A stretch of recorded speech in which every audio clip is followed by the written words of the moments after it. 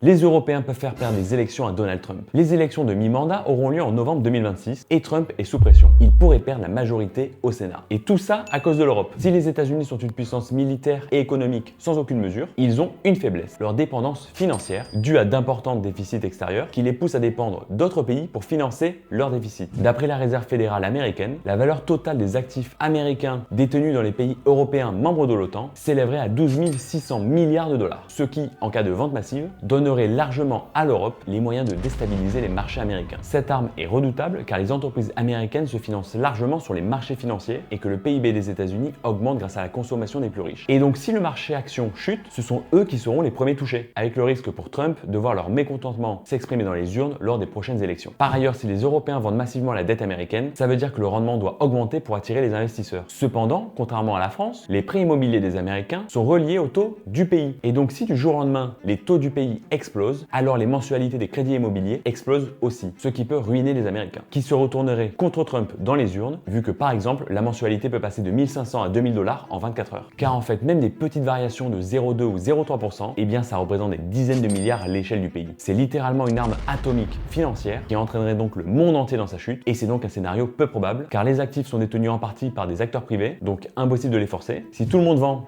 tout le monde perd de l'argent. Il faudrait trouver des acheteurs en grande quantité, ce qui n'existe pas. Il faudrait ensuite trouver une alternative pour placer l'argent. Et enfin, il y a des règles qui obligent les institutions à acheter de la dette américaine. Mets en commentaire ce que t'en penses et abonne-toi.